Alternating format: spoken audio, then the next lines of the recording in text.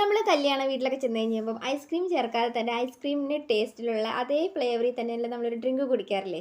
ആ ഒരു ഡ്രിങ്ക് നമുക്ക് വീട്ടിലൊന്നും ഉണ്ടാക്കിയെടുത്താലോ? നല്ല അടിപൊളി ടേസ്റ്റിൽ കുൽഫി ടേസ്റ്റിൽ നല്ലൊരു സർബത്ത് ഉണ്ടാക്കിയെടുക്കാം കേട്ടോ. നമുക്കിപ്പോൾ ഈ ഒരു നല്ലൊരു ചൂടത്ത് ദാഹം മാറാനും വിശപ്പ് മാറാനൊക്കെ ആയിട്ട് വളരെ ടേസ്റ്റി ആയിട്ടുള്ള ഒരു ഡ്രിങ്കാണ് കേട്ടോ. അങ്ങനെ ഉണ്ടാക്കുന്നതെന്ന് പെട്ടെന്ന് പറഞ്ഞുതരാം കേട്ടോ. അപ്പോൾ അതിനായിട്ട് ഞാനിപ്പോൾ 2 ഗ്ലാസ് പാലെടുത്തിട്ട് നമ്മുടെ പാലിലേക്ക് ഇതുപോലെ ഒന്ന് ഒഴിച്ചിട്ടുണ്ട്. ഇത് നന്നായിട്ടൊന്ന് തിളയ്ക്കാനായിട്ടൊന്ന് പയ്യെ ഒന്ന് വെയിറ്റ് ചെയ്യാം കേട്ടോ. ഇതുപോലെ ചെറിയ രീതിയിലൊന്ന് തിള വന്നു കഴിഞ്ഞപ്പം എന്താ ചെയ്യേണ്ടതെന്ന് വെച്ചിട്ടുണ്ടെങ്കിൽ നമുക്ക് ഇതുപോലെയുള്ള കസ്റ്റർഡ് പൗഡർ നമുക്ക് കടകളിൽ വാങ്ങാൻ കിട്ടും. എല്ലാ ബേക്കറി ഷോപ്പുകളിലും ഈ ഒരു കസ്റ്റർഡ് പൗഡർ ഉണ്ട് കേട്ടോ. അപ്പോൾ ഈ ഒരു കസ്റ്റർഡ് പൗഡറിൻ്റെ ഒരു 2 സ്പൂൺ കസ്റ്റർഡ് പൗഡർ നമുക്ക് ഇതുപോലെ ഒരു ചെറിയൊരു പാത്രത്തിലേക്ക് ഇട്ടിട്ട് കുറച്ച് വെള്ളം ചേർത്തിട്ട് ജസ്റ്റ് ഇതുപോലെ ഒന്ന് മിക്സ് ചെയ്ത് കൊടുക്കാം കേട്ടോ. നല്ല രീതിയിലൊരു യെല്ലോ ഷെയ്ഡ് കിട്ടുകയും ചെയ്യും. നല്ലൊരു വാനില ഫ്ലേവർ ഉണ്ട് കേട്ടോ ഇതിനകത്ത്.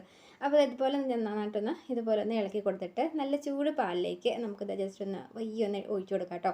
പിന്നെ നമ്മളിതിങ്ങനെ ഒഴിച്ച് കൊടുക്കുമ്പോൾ എന്ന് വെച്ചിട്ടുണ്ടെങ്കിൽ കട്ട കുത്താതെ തന്നെ ജസ്റ്റ് ഒന്ന് പയ്യെ ഒന്ന് തവി വെച്ചിട്ടൊന്ന് ഇളക്കി ഒന്ന് കൊടുക്കാം കേട്ടോ. അപ്പോൾ ഇതുപോലെ ഒന്ന് പാലൊന്ന് നന്നായിട്ട് തിളച്ച് ഇതുപോലെ ഒന്ന് കുറുകി വന്നിട്ടുണ്ട്. അപ്പോൾ ഇതുപോലെ ചെറിയ രീതിയിലുള്ള യെല്ലോ ഷെയ്ഡ് വരും കേട്ടോ. അപ്പോൾ യെല്ലോ ഷെയ്ഡൊക്കെ വന്നു കഴിയുമ്പോൾ ഇതുപോലെ നമുക്ക് ഒരു എന്തോരാണ് നിങ്ങൾ മധുരം എന്തോരാ വേണ്ടത് വെച്ചിട്ടുണ്ടെങ്കിൽ അതിനനുസരിച്ചിട്ട് ഒരു 4-5 സ്പൂൺ പഞ്ചസാര ഇട്ട് കൊടുക്കാം കേട്ടോ.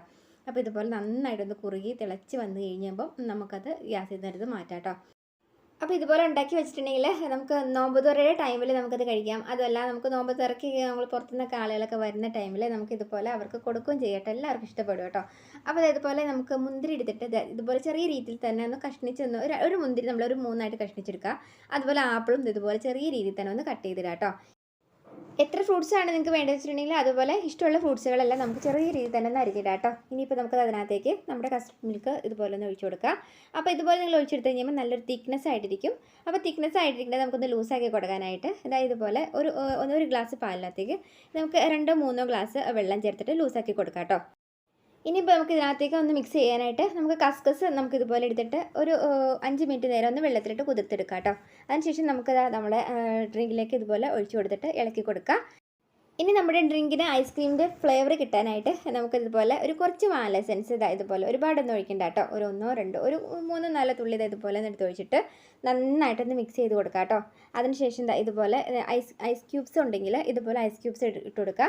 ഇനിയിപ്പോൾ ഐസ് ക്യൂബ്സ് നമുക്ക് ഇല്ലെങ്കിൽ നേരെ ഇത് കയറ്റിയിട്ട് കുറച്ച് കൂടുതലൊക്കെ നമ്മൾ ഉണ്ടാക്കുന്നുണ്ടെങ്കിൽ നേരെ കയറ്റി ഫ്രിഡ്ജിലോട്ട് എടുത്ത് വെച്ചാൽ മതി കേട്ടോ. അപ്പോൾ നമുക്കിതുപോലെ നോമ്പ് തുറയുടെ ടൈമിലൊക്കെ വൈകുന്നേരങ്ങളിൽ നമുക്കത് കഴിക്കുകയും ചെയ്യാം.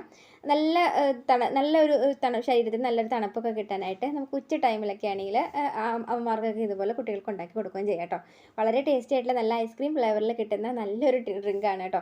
അപ്പോൾ കല്യാണ വീട്ടിലൊക്കെ നമുക്ക് ഐസ്ക്രീം ചേർക്കാത്ത ഐസ്ക്രീമിൻ്റെ അതേ ഫ്ലേവറിൽ തന്നെയുള്ള എൻ്റെ സൂപ്പർ ഡ്രിങ്കാണ്. അപ്പോൾ എല്ലാവരും ഇത് ഉണ്ടാക്കി നോക്കാം കേട്ടോ.